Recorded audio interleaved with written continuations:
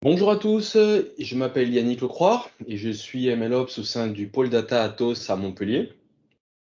Aujourd'hui, je vais vous parler de méthodologie MLOps afin que tout un chacun puisse savoir comment il est possible de mettre en œuvre des pratiques MLOps et DevOps au sein d'un projet IA. Tout d'abord, et même si la volonté de cette présentation n'est pas d'expliquer en détail ce qu'est le MLOps, il est toutefois important de rappeler quelques notions fondamentales du MLOps. Déjà, il faut savoir que le MLOps répond à une problématique, à savoir que 90% des modèles d'IA n'atteignent pas le stade de la production. Autrement dit, la plupart des modèles d'IA ne dépassent pas les portes du laboratoire et restent à titre expérimental. Afin de pouvoir faciliter l'industrialisation de ces modèles d'IA, un courant a émergé, celui du MLOps, qui consiste tout bonnement à mettre en œuvre des pratiques DevOps au sein de projets de machine learning. On parle MLOps et non de DevOps car il existe toutefois quelques subtilités qui sont propres au machine learning, notamment l'apprentissage continu ou continuous training, que nous verrons plus tard dans cette présentation. Après, il faut aussi noter que lors de la mise en production d'un modèle d'IA, le code de machine learning ne représente en réalité qu'une fraction du travail à fournir, et c'est précisément ce qu'ont démontré les ingénieurs de Google dans un rapport. Avant de rentrer dans le vif du sujet, je vais commencer par expliquer la nature du projet sur lequel cette présentation a été réalisée. Le cas d'usage est celui de place de parking PMR de la ville de Montpellier. L'idée n'est autre que de mettre en place un modèle d'IA pour effectuer des prédictions pour la journée à venir, celle du lendemain.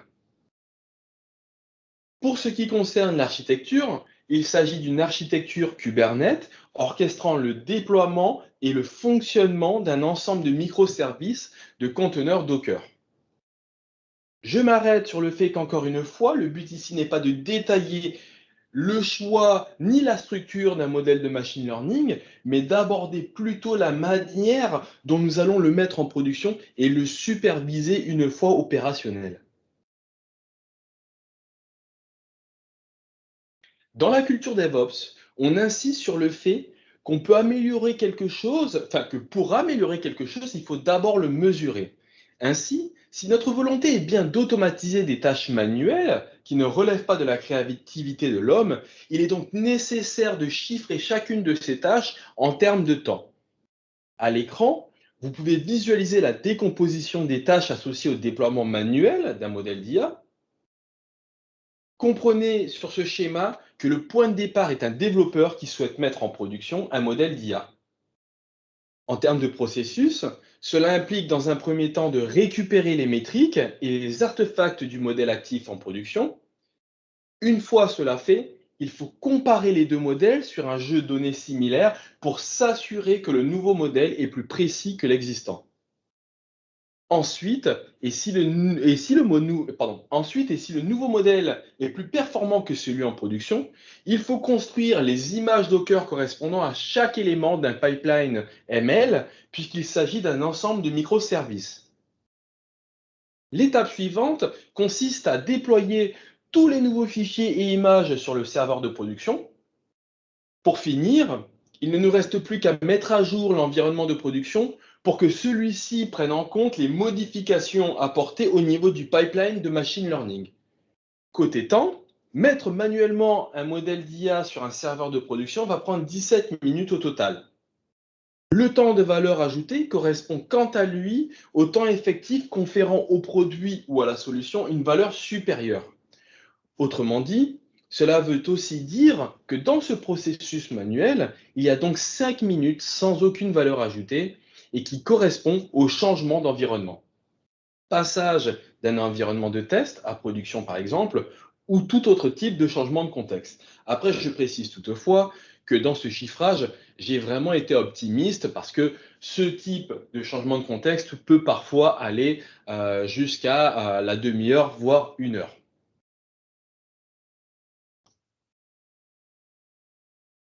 Maintenant que nous avons vu ce qu'implique le déploiement manuel d'un modèle d'IA, voyons à présent comment nous allons automatiser l'ensemble des tâches évoquées dans la slide précédente. Avant de se lancer tête baissée dans la mise en place d'un pipeline d'intégration continue et de déploiement continu, il est primordial d'arriver avec un plan de jeu. D'ailleurs, la culture DevOps préconise de commencer à scripter ce que l'on cherche à faire au niveau de la CI/CD avant même de commencer le code lié au développement, car il est plus facile d'adapter du code de dev à une CI que l'inverse. Sur ce schéma, vous pouvez voir que dès que du nouveau code sera poussé sur les dépôts GitHub, cela va déclencher un pipeline d'automatisation. Dans un premier temps, nous allons effectuer des tests unitaires au niveau de la donnée pour valider le fait que les formats ou mesures n'aient pas changé. Ensuite, nous allons lancer le nouveau pipeline sous forme de test et comparer avec le modèle actif en production. Si les tests sont concluants, le workflow GitHub va vérifier la construction des images Docker, des composants du pipeline de machine learning, et si cette étape est validée, alors l'ensemble des images et fichiers sont déployés sur l'environnement de production. L'environnement de production est quant à lui programmé pour vérifier s'il y a des mises à jour sur les pipelines ML et si tel est le cas, l'environnement Kubernetes se met également à jour pour être synchro avec le dépôt GitHub.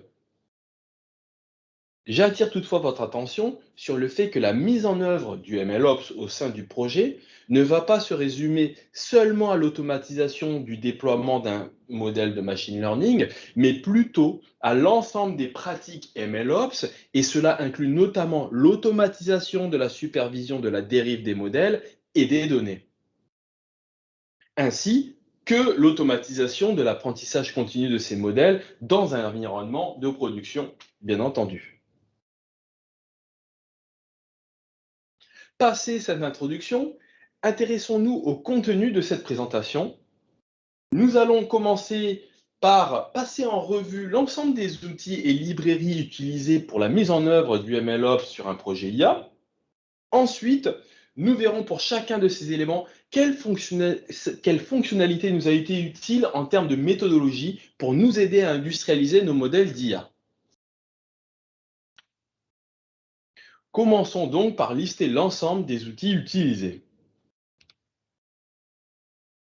Parcourons ensemble cette liste. On y trouve GitHub, donc, qui est le dépôt pour le code source du projet. Nous avons Argo pour l'orchestration des pipelines de machine learning sur Kubernetes. Minayo, qui est un service de Bucket S3 permettant la gestion et la persistance des fichiers de sortie entre les tâches d'un workflow. Verta AI est un outil spécifique au versionnage des données, des modèles, des artefacts et des exécutions. La plateforme Fileware est utile pour la normalisation des données, l'utilisation des attributs pour l'aiguillage et la logique de notre service IA. Enfin, on trouve GitHub Actions pour tout ce qui concerne l'intégration continue et le déploiement continu, la CI/CD.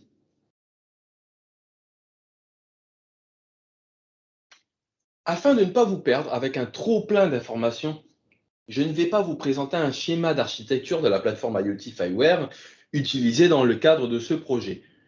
Néanmoins, ce que je peux vous dire dans les grandes lignes, c'est que la plateforme open source Fileware permet d'agréger et de contextualiser les données de différentes sources dans un format standard par le biais de différents composants. De cette manière, les données issues des places de parking PMR sont collectées et transformées dans un format lisible et exploitable par les humains avant d'être persistées dans une base de données. Le principe ici est de définir une sémantique au niveau de la manière dont on va enregistrer l'information en base de données. Et ce quel que soit le cas d'usage choisi. Pour cette présentation, il s'agit de places de parking PMR. Donc nous avons défini plusieurs types d'entités associées à ce cas d'usage. Nous avons une entité spécifique pour les observations et une autre entité pour les prédictions, ce qui nous permet de les séparer, enfin de séparer ces informations et de faciliter le requêtage en base de données, ou en cas de restitution visuelle de la donnée dans un widget notamment. Et puis, nous avons aussi des entités qui sont spécifiques à des stratégies que nous allons mettre en place. Par exemple, Si nous faisons tourner un modèle dans l'ombre, ce que l'on appelle un shadow model, là encore, il est nécessaire de pouvoir le distinguer des autres en base de données, surtout lorsqu'il s'agira de comparer les modèles entre eux en termes de performance. Au niveau de Fireware, il est donc possible de récupérer deux types d'informations. L'état figé d'une entité, à savoir son dernier état connu, ainsi que ses propriétés qui le définissent, ou les données de série temporelle avec une mesure associée à une date, un index temps. Pour illustrer tout cela, voyons comment nous avons choisi nos propriétés attributs qui définissent les entités observation et prédiction. On y trouve une propriété modèle actif afin de savoir s'il y a un modèle actif associé à cette place PMR. Pour apporter des informations complémentaires sur cette propriété, nous avons ajouté des métadonnées telles que la date de création, le score de précision ou encore le nom du modèle. Tous ces éléments sont utiles à la logique IA que nous souhaitons mettre en place, tout particulièrement pour choisir l'exécution d'un workflow plutôt qu'un autre. Vous pouvez voir sur cette slide que pour les pipelines qui sont en charge de superviser la dérive du modèle ou des données d'entrée du modèle, nous avons créé des propriétés pour indiquer si oui ou non il y a eu une dérive sur ce modèle. Argo Workflow est un moteur de workflow natif sur Kubernetes. Il est open source et permet la création de chaînes de tâches containerisées. Chaque pod déployé sur le cluster est éphémère et ne vit que le temps de son exécution. Il y a donc ici une véritable optimisation des ressources, car une fois qu'un workflow a fini d'être exécuté, les ressources CPU, RAM, sont libérées sur le nœud sur lequel il était positionné. Si on fait un point de comparaison avec Airflow et l'exécuteur Celery, nous avons dans le cas d'Airflow Celery, un ou plusieurs workers disposant d'un ensemble de dépendances nécessaires à l'exécution des tâches. Dans certains cas, on peut parler d'une dizaine, voire d'une vingtaine de librairies, et qui consomment de la RAM et du CPU, même lorsqu'aucune tâche n'est exécutée. Prenons le scénario où quelques workflows sont exécutés une fois par jour. Cela veut tout simplement dire que ce worker va utiliser des ressources inutilement plus de 90% de son temps. Et c'est précisément ce que nous allons éviter de faire en utilisant Argo Workflow afin d'être plus efficient en termes de ressources et d'énergie consommée.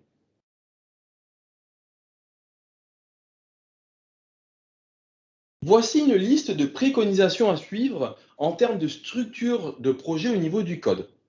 Cette organisation est utile car elle permet notamment de séparer les manifestes des workflows Argo qui définissent un pipeline des scripts associés à chaque tâche au sein d'un workflow.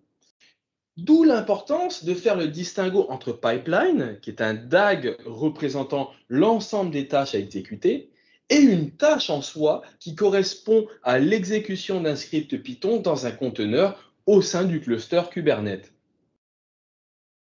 On va également tirer parti des paramètres mis à disposition par Argo au niveau des manifestes YAML, par exemple avec le paramètre suspend. Au niveau de ce projet, nous avons 4 modèles à disposition au sein d'un registre que l'on appelle aussi un magasin de modèles. Mais seul l'un d'entre eux aura le paramètre suspend égale false, car lui devra tourner au quotidien pour faire ses prédictions. C'est ce que l'on appelle le modèle actif. Si le modèle actif est amené à être remplacé par un autre, nous jouerons avec ce paramètre pour activer le nouveau et suspendre le sortant. Je me dois aussi de préciser que pour ce projet, nous effectuons ce que l'on appelle des prédictions hors ligne, donc sous forme de tâches. Mais si nous étions amenés à effectuer des prédictions en temps réel, alors nous utiliserions l'outil Seldencore qui permet de convertir un modèle d'IA en microservice. C'est-à-dire que le modèle devient ce que l'on appelle un modèle serveur sur lequel un utilisateur peut demander des prédictions via des commandes REST ou gRPC. Verta AI est un outil permettant de centraliser le cycle de vie des modèles d'IA, mais aussi de tracer l'ensemble des exécutions des pipelines de machine learning. Verta dispose d'une interface graphique où l'on peut visualiser tous les paramètres que l'on consigne, tels que des métriques, des graphiques, versions de code ou artefacts. Vous pouvez voir sur l'image de gauche que loguer des exécutions avec Verta n'a rien de complexe. En pas moins de 5 lignes de code, vous enregistrez les métriques, les informations sur les données, les artefacts du modèle et autres hyperparamètres. À droite, la restitution visuelle de ces enregistrements au niveau du serveur front Verta. Le grand avantage de la partie graphique est que Verta devient un véritable outil collaboratif et de référence pour l'ensemble des équipes du projet. Un autre avantage de Verta, qui utilise derrière une base de données relationnelle PostgreSQL, est de pouvoir facilement récupérer et filtrer des éléments ou artefacts via le client Python. Dans cet exemple, vous pouvez voir comment en quelques lignes, nous nous assurons, pour le workflow du modèle actif effectuant au quotidien des prédictions, de récupérer dans l'historique celui ayant eu le meilleur score de précision. C'est là où il devient intéressant d'entraîner continuellement nos modèles.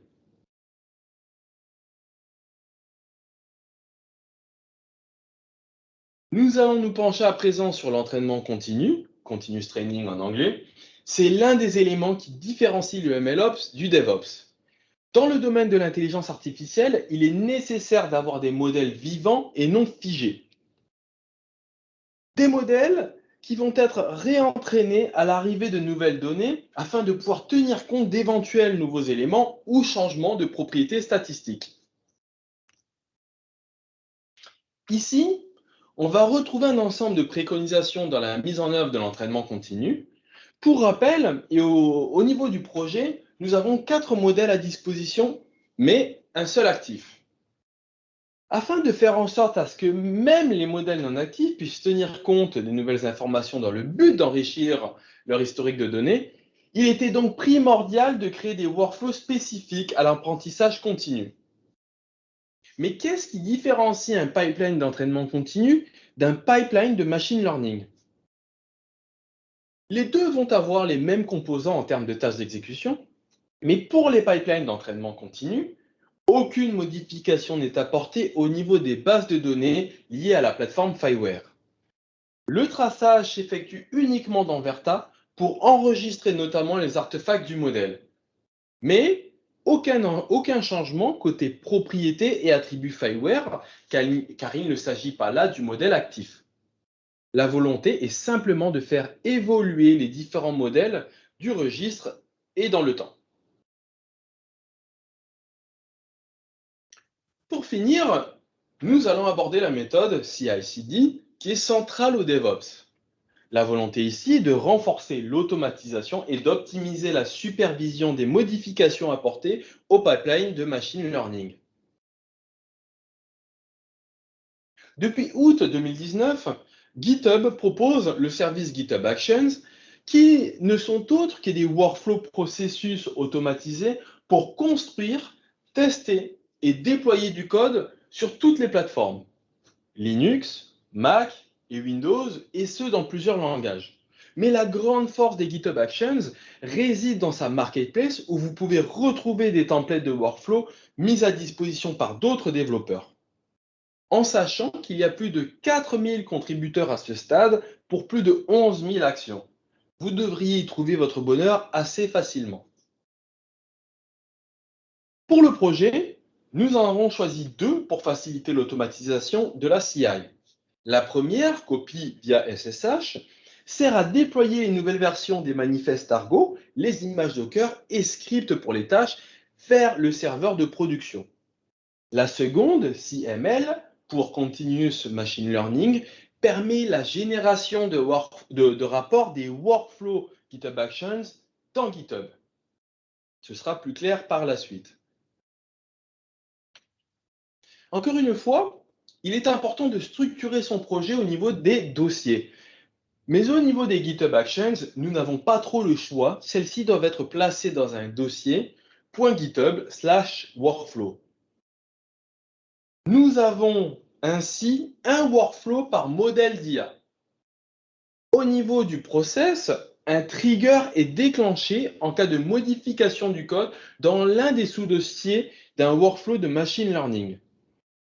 Tout ce mécanisme ne repose que sur l'utilisation d'une variable d'environnement pour savoir si nous sommes dans un environnement de test ou expérimental. Cette variable est très importante car elle nous permet d'utiliser un seul code.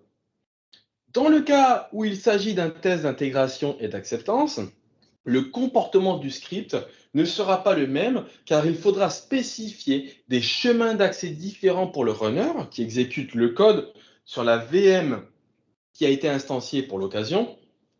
Ces chemins sont différents car le même code exécutant en production tourne au sein d'un conteneur au niveau de notre cluster Kubernetes. Nous avons créé un dossier spécifique pour contenir tous les scripts qui ne sont exécutés que par le runner lors de la CI/CD. Il est nommé CI/CD Workflow Script. C'est notamment dans ce dossier que nous avons placé un script dédié aux tests unitaires propres au machine learning. Au niveau ML, il n'est pas judicieux d'avoir un test unitaire pour vérifier si pour la tâche getData, nous avons bien une assertion avec un code 200 sur la commande REST qui va récupérer les données sur le serveur de production. Pourquoi? Parce que nous avons déjà un test d'acceptance pour vérifier, même si les tests vont jusqu'au bout du workflow, que les modifications proposées pour le modèle permettent d'avoir des performances supérieures à celui en production. Donc, si le workflow ne parvient pas à extraire les données, ce test d'acceptance échouera quoi qu'il en soit.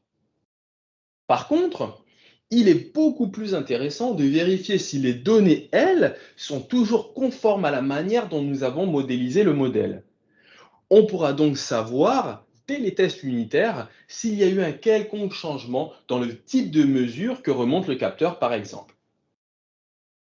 Pour ce faire, nous utilisons la librairie Python GreatExpectations, très pratique pour identifier ce type de changement. Pour illustrer le fonctionnement de la variable d'environnement isExperimentEnvironment, je vous propose le schéma logique suivant. Sur la gauche, l'exécution des tâches qui est opérée lorsqu'il s'agit d'un traitement en production. Chacune des tâches est exécutée sous forme de pod au sein d'un nœud du cluster. Les fichiers de sortie entre les composants, quant à eux, sont placés dans un dossier au niveau du bucket S3 Minayo. À droite, et lorsqu'il s'agit d'une configuration de test, la variable d'environnement va permettre au script de modifier l'emplacement où seront positionnés les fichiers de sortie, car pour la CI/CD, l'exécution du runner s'effectue sur une seule machine virtuelle et non pas un cluster. Donc, les fichiers sont placés et récupérés d'une tâche à l'autre dans des dossiers communs sans faire appel à Minayo. À ce stade, nous n'avons abordé que l'intégration continue. Mais que se passe-t-il lorsque les modifications apportées au niveau du code permettent d'obtenir un modèle d'IA meilleur que celui qui tourne en production? À nouveau, nous allons utiliser une variable d'environnement, mais celle-ci est utilisée directement dans le template de la GitHub Action. Donc, lorsque le runner a fini l'exécution du pipeline de test, il y a une évaluation qui est faite avec le modèle en production et là, vous comprenez l'utilité des propriétés attributs Fileware.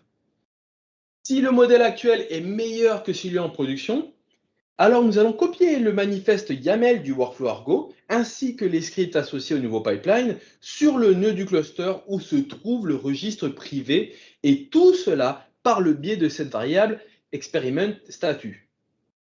Car si le nouveau modèle n'est pas meilleur que l'actuel, alors c'est statu quo. Aucun changement n'est opéré sur l'environnement de production. Maintenant, il est intéressant de savoir ce qu'il se passe sous le capot après le déploiement continu, lorsque les nouveaux fichiers sont poussés vers le registre privé dans le cas où nous avons un meilleur candidat pour la production. Parce que pousser des nouveaux fichiers en SSH ne signifie pas pour autant que notre outil Argo Workflow en fonction sur le cluster Kubernetes et connaissance de ces changements. Il nous a donc fallu mettre en place un mécanisme pour faire en sorte que les nouvelles images Docker soient construites avec ces nouveaux fichiers, car rappelez-vous que chaque tâche correspond à un pod sur le cluster. Ensuite, il faut également faire en sorte qu'Argo Workflow prenne connaissance des changements des tags pour ces images au niveau du DAG. Ayant eu l'opportunité de participer à l'Agile Tour Montpellier 2021, j'ai pu profiter de l'expérience et du savoir de Philippe Morisseau, expert DevOps, qui est intervenu pour expliquer les problématiques d'automatisation et de gestion de pipeline de CI/CD autour de projets où les services et les versions sont nombreuses. Sa solution a été la mise en place d'une machine à état pour gérer les versions des images et des services. Tout comme lui, j'ai dit Eureka. Maintenant, faut-il encore savoir comment adopter cela dans notre projet IA? Le principe et la logique restent relativement simples. Dans chaque dossier correspondant à un pipeline ML, nous avons placé un fichier JSON contenant la version de l'image, le nouveau tag que l'on souhaite construire si le nouveau modèle est amené à être validé. Si le nouveau modèle est validé lors de la CI, alors ce fichier JSON est également poussé sur le serveur de production où se situe le registre privé. La machine à état, qui n'est autre qu'un cron, tâche récurrente, va quotidiennement vérifier l'ensemble des fichiers JSON contenus dans les dossiers des workflows. En cas de delta avec la configuration existante, alors cette machine à état va lancer la construction des images, mettre à jour le manifeste du workflow Argo et finir par soumettre ce nouveau workflow. De sorte à ce que l'exécuteur Argo sache que pour la prochaine fois, il faudra lancer le DAG, mais en tenant compte des nouvelles images pour chacune des tâches associées. La machine à état nous permet ainsi d'être toujours ISO avec ce qui a été déployé et soumis sur le dépôt Git avec ce qui tourne en production sur le cluster Kubernetes.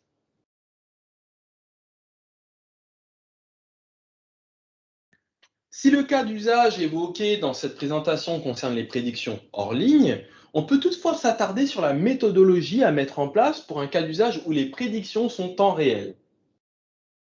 Plus tôt dans cette présentation, je vous avais parlé de modèle serveur Seddon Core sur lequel on peut envoyer des commandes REST pour obtenir des prédictions. Ces modèles serveurs ne sont autres que des déploiements Kubernetes au même titre que d'autres services. Via Argo CD, qui est un outil GitOps permettant de faire du déploiement continu sur Kubernetes, le principe est assez simple. Argo CD synchronise votre dépôt Git avec votre cluster Kubernetes.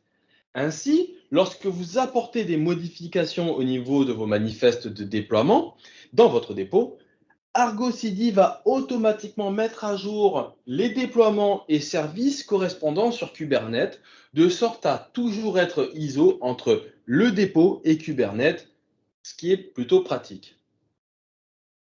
Donc, pour revenir à nos serveurs modèles, si je mets à jour l'image Docker utilisée pour un modèle lors d'un commit, Argo CD, lors de sa synchronisation, va constater la modification de la version de l'image et par conséquent mettre à jour les déploiements Kubernetes pour que ceux-ci utilisent la nouvelle version qui a été poussée. C'est aussi simple que ça.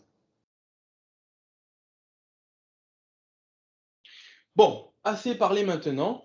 Il est temps de voir comment tout ceci se matérialise, car si des slides PowerPoint permettent de partager une méthodologie ou mode opératoire, il est tout aussi intéressant de voir comment cela fonctionne en réel.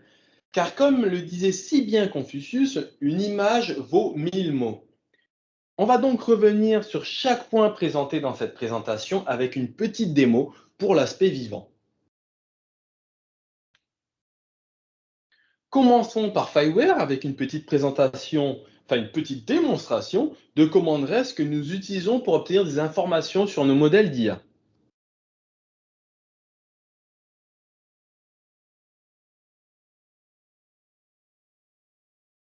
Ouais, voilà. Cette première requête nous montre comment nous allons récupérer des informations sur une place PMR dont l'entité est une observation. Son ID est 001. Et là, on voit que je récupère tout un tas d'informations. Je peux savoir que pour cette place de parking PMR, le modèle actif est une forêt aléatoire, d'accord, dont le score de précision est de 92,3. La dernière observation donc remontée correspond donc à une valeur de 0, hein, le statut de la place, 0 donc pour libre et 1 pour occupé.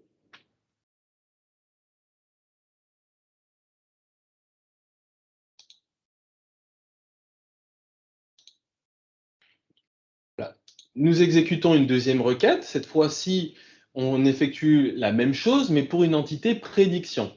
Donc là, on peut voir que le modèle a effectué une prédiction, ce même modèle, et que pour un index, hein, une date bien précise, il a estimé que la place pour ce créneau sera donc libre.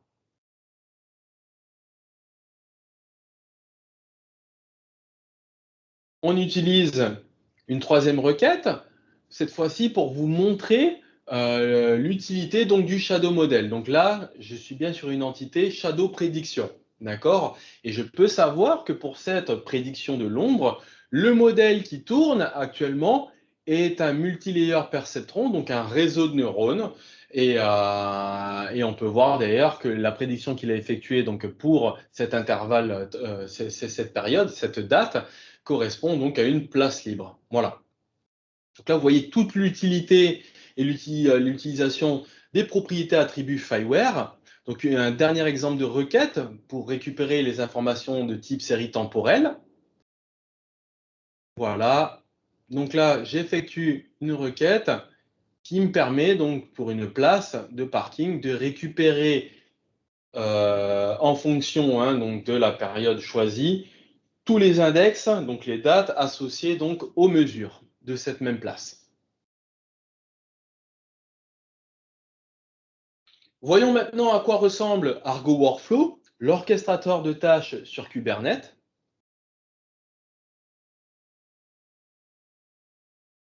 Ici, vous pouvez voir l'ensemble des workflows Argo. Donc là, vous pouvez déjà visualiser hein, donc tous les pipelines commençant par City pour Continuous Training. Ce sont nos pipelines d'entraînement continu. On y trouve également le pipeline qui va donc vérifier s'il y a une dérive au niveau des données d'entrée du modèle. On va avoir un live model predictor qui est tout simplement le modèle actif qui effectue ses prédictions donc au quotidien. Nous avons aussi un modèle, pardon, un pipeline pour vérifier s'il y a une dérive au niveau donc, du modèle, au niveau de sa précision.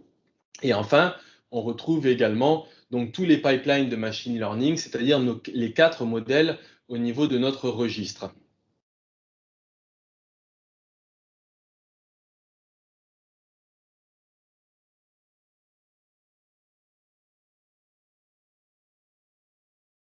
Il y a également les pipelines associé au shadow model. Donc là, en fait, on va avoir un shadow model builder qui va, en fin de période, prendre un des modèles disponibles au sein du registre, le sélectionner en tant que shadow model, et ensuite, donc, une fois qu'il est construit, mis en place, il effectuera également des prédictions au quotidien par le biais donc du shadow model predictor. Et en fin de cycle, nous avons également un pipeline qui va comparer les performances du shadow model avec le modèle actif afin de savoir si effectivement on a un nouveau candidat et auquel cas on remplacera le modèle actif par le shadow model et ainsi de suite.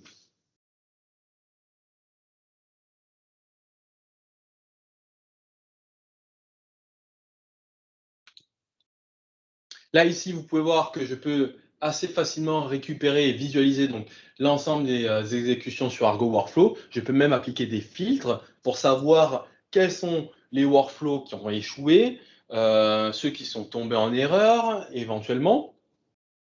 Je peux me positionner sur une exécution pour voir l'ensemble des tâches qui ont été exécutées. Je peux également savoir quel est le compte de service qui a été utilisé pour exécuter cette tâche. Voilà.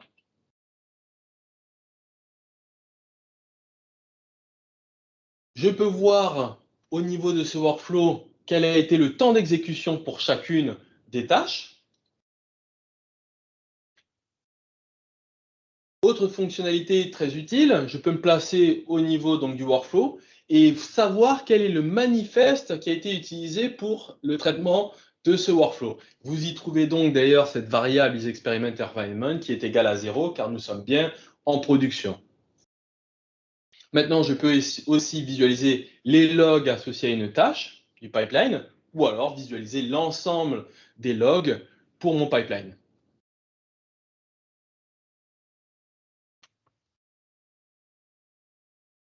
Intéressons-nous à Verta AI, qui pour rappel est utile pour le versionnage des données, des modèles et des runs.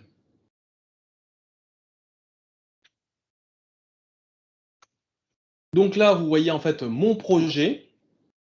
Les expériments correspondent donc aux 4 modèles qui sont utilisés au sein du projet. En positionnant sur l'un de ces expériments, je peux voir donc pour ma forêt aléatoire toutes les exécutions qui ont été effectuées. Voilà. Donc ce qui est pas mal, c'est que je peux voir les métriques associées, les artefacts, les hyperparamètres. Et chose que je suis en train de montrer à l'écran, c'est quelque chose qui est plutôt utile, on va dire, au niveau collaboratif, c'est que je peux même ajouter des commentaires que je partage avec l'ensemble des membres de l'équipe, ce qui est plutôt sympa.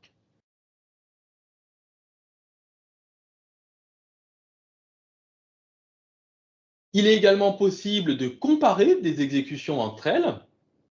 Donc là, vous voyez, je peux voir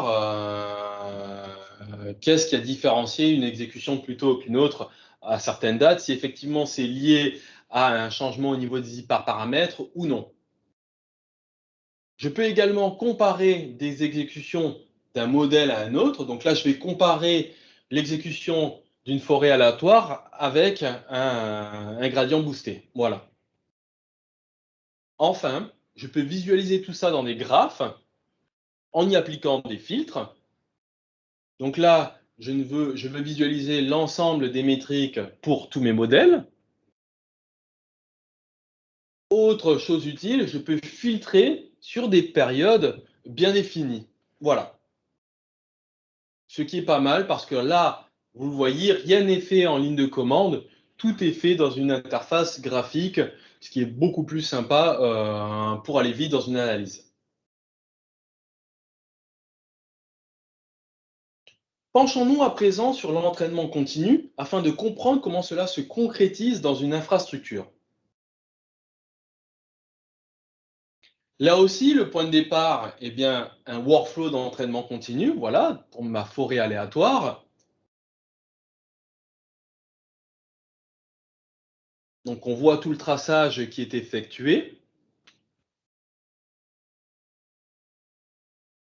Maintenant, cette exécution, elle est également retranscrite au sein de Verta, voilà, puisque l'exécution de Verta est intégrée dans un des composants du pipeline. Donc on retrouve l'exécution en fait ici, d'accord, avec les hyperparamètres utilisés, les artefacts. Et après maintenant, on va essayer de comprendre quelle est l'utilité de faire ça, de tout ça, de l'entraînement continu. Eh bien, là, je vais me positionner sur l'une des tâches d'un pipeline d'entraînement continu. On est bien sur le composant, la tâche test, qui vient donc après le get data, le pre-processing, le train, donc on arrive au test. Donc c'est lors de cette phase de test que vous voyez ici, au niveau du code, que je vais tracer tout cela dans Verta. Voilà. Encore une fois, c'est en quelques lignes, hein, donc on a moins de 10 lignes de code pour tracer les artefacts et la précision du modèle. Ce qui est utile en fait, pourquoi c'est utile de faire cela? C'est parce que ensuite, lorsque le modèle actif doit effectuer donc ses prédictions au quotidien, grâce à l'entraînement continu et à la persistance des artefacts du modèle, je vais pouvoir m'assurer de récupérer le meilleur modèle à disposition dans notre historique, dans notre base de données, avant de lancer une prédiction. Vous voyez? Donc, le modèle, lui, continue à être entraîné et on s'assure toujours d'exécuter, enfin d'effectuer des prédictions avec le meilleur modèle à disposition. Voilà.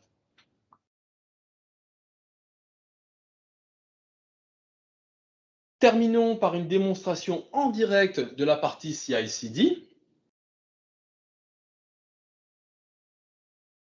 Donc là, pour bien comprendre, on est dans la situation où nous sommes un développeur qui, du coup, soumet un nouveau pipeline ou apporte une modification à un pipeline existant. Et cela va lancer un pipeline d'automatisation, ce que vous voyez en direct à l'écran. Donc, on va voir ensemble tout ce qu'il se passe. Donc, dans un premier temps, nous allons avoir un premier traitement qui consiste à instancier cette machine virtuelle qui va exécuter notre pipeline d'automatisation. Et dans un premier temps, il faut bien donc copier tous les dossiers qui se situent au sein du dépôt GitHub dans cette machine virtuelle. Une fois que cette opération est terminée, nous allons effectuer un test unitaire au niveau de la donnée pour bien vérifier qu'il n'y ait pas eu de changement dans les mesures remontées par le capteur, ce dont je vous avais parlé précédemment.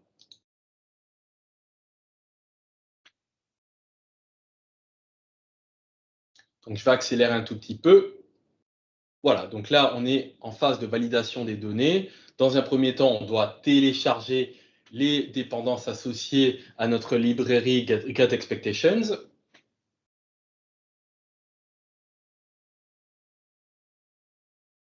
Le téléchargement des dépendances est terminé. Donc là, c'est le test qui est effectué sur les données. Donc là, ce qu'il faut bien comprendre, c'est que si le test échoue à ce stade, qu'on constate qu'il y a bien une modification au niveau des données, le pipeline s'arrête et tombe en échec. Et ça donne une information sous forme d'un rapport au développeur que le pipeline s'est arrêté car les données en fait ont bien changé. Maintenant, vous voyez, donc là, le test unitaire a été validé. On passe donc à l'exécution du pipeline de test, hein, le pipeline expérimental. Donc là, de la même manière, ça commence par le téléchargement des dépendances. Et puis, nous allons arriver à l'exécution des différentes tâches du pipeline. Donc, vous voyez, le get data, on récupère les données, on fait le pré-traitement de ces données. Il va y avoir la phase d'entraînement, la phase de test et, bien entendu, une comparaison avec le modèle actif en production. Si ce nouveau modèle permet d'obtenir un meilleur résultat, du coup, le pipeline va poursuivre.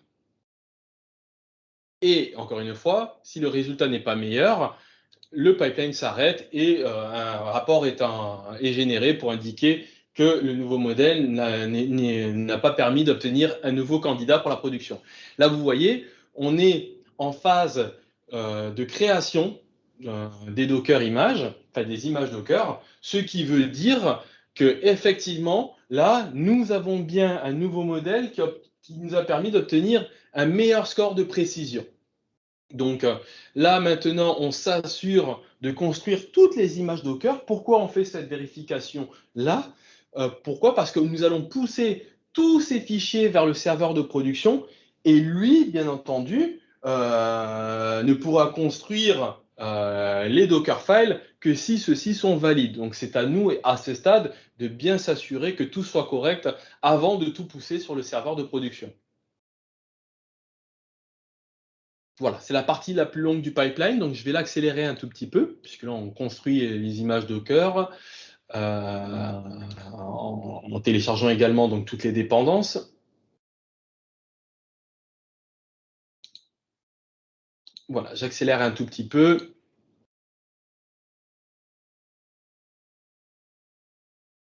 Et vous pouvez voir qu'une fois cela fait, donc là, il y a eu déjà dans un premier temps le déploiement du nouveau workflow Argo sur le serveur de production. Tout ça a été fait en SSH. Vous pouvez voir également que là, du coup, on déploie les fichiers donc, associés aux tâches pour l'exécution de ce pipeline.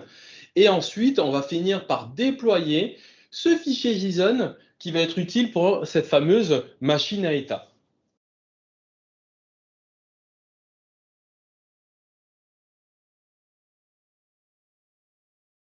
Voilà, donc tout a été déployé sur le serveur de production. Il ne reste plus du coup qu'à générer le rapport que va pouvoir visualiser le développeur, qui entre-temps reçoit un email pour l'alerter de la fin du traitement du pipeline.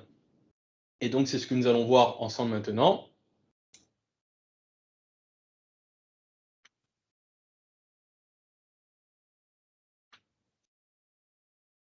Voici le rapport qui a été généré.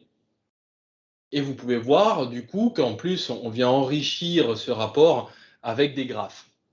Voilà, ce qui permet aux data scientists de savoir exactement donc, ce qu'il en est en termes de performance. Et ça nous précise même que le nouveau modèle est de combien de points supérieur au modèle actif en production. Voilà. Lors de la vidéo précédente, vous avez pu voir tous les bienfaits de l'automatisation. Non seulement cela nous permet de gagner presque 13 minutes en comparaison avec un déploiement manuel sur le temps total, mais surtout il faut noter que dans ce scénario, il n'y a désormais plus de temps sans valeur ajoutée, car le développeur qui soumet son code n'a pas à suivre l'avancement du runner comme nous l'avons fait, ni à perdre du temps en changeant d'environnement. Celui-ci peut continuer à travailler ou à avancer sur d'autres tâches pendant que le runner, lui, effectue tous les tests et vérifications qui ont été programmés. Le développeur est informé par email, comme je l'ai dit, lorsque le workflow GitHub est terminé afin de savoir si le nouveau code a été déployé ou pas en production. Il y a donc là un double intérêt. Réduire le temps de déploiement d'un modèle d'IA et permettre aux développeurs data scientists de se concentrer davantage sur des tâches pouvant créer de la valeur ajoutée à la solution. Et c'est aussi la raison pour laquelle, avec le MLOps, toutes les exécutions de pipeline sont tracées et historisées, car c'est bien à l'aide de ces éléments et de ces métriques qu'un data scientist va pouvoir faire appel à sa créativité pour rapporter quelque chose de nouveau ou une amélioration à quelque chose d'existant. Pour conclure cette présentation, le but n'est clairement pas de vous proposer un guide à suivre à la lettre dans la mise en œuvre du MLOps au sein d'un projet IA, mais plutôt de vous partager une approche, une méthodologie que vous allez vous-même peut-être enrichir, faire évoluer ou complètement modifier, car c'est bien là la force de la culture DevOps, l'amélioration continue. Ce projet, d'ailleurs, a tout sauf été un plan clairement établi au départ, mais plutôt quelque chose sur lequel nous sommes revenus plusieurs fois et pour lequel nous avons ajouté ou supprimé des choses en cours de route. Nous nous sommes bien retrouvés dans cette configuration où l'automatisation généralisée à tous les étages a permis non pas simplement d'accélérer la fréquence des déploiements des développeurs, mais surtout d'améliorer avant toute chose la qualité de la solution proposée. Au moment où je m'adresse à vous, je peux vous dire qu'il y a encore des cartes en cours sur notre Kanban, car nous cherchons toujours à apporter des améliorations à notre solution, ne serait-ce que pour tenir compte des mises à jour proposées par toutes les librairies que nous utilisons. Pour finir, j'aimerais insister sur le fait que l'automatisation mise en place par le DevOps et le MLOps ne vient en rien remplacer le rôle des data scientists sur ce type de projet, bien au contraire. L'automatisation est bien là pour libérer les équipes des tâches fastidieuses et répétitives, de sorte à ce qu'ils puissent se concentrer davantage sur des choses faisant appel à leur créativité. Et c'est bien la créativité qui ne peut être automatisée dans un pipeline de CI/CD. Sans oublier que c'est la créativité avant toute chose qui permet de créer la valeur ajoutée à la solution. Je me répète, mais c'est important. Tous ces outils, traçage, versionnage et métrique, sont avant tout là pour n'être qu'un ensemble d'informations mises à disposition des développeurs ou data scientists, pour qu'avec ces nombreux éléments, ils puissent avoir une vision claire et précise sur le fonctionnement en production des services et modèles d'IA. Et ce sont ces paramètres qui permettent de définir de nouvelles stratégies, de nouvelles améliorations ou de nouveaux axes d'analyse. Le MLOps et ses pratiques viennent donc complémenter et valoriser le travail des data scientists, data engineers sur un projet IA. Je vous remercie pour votre écoute et vous souhaite une agréable journée.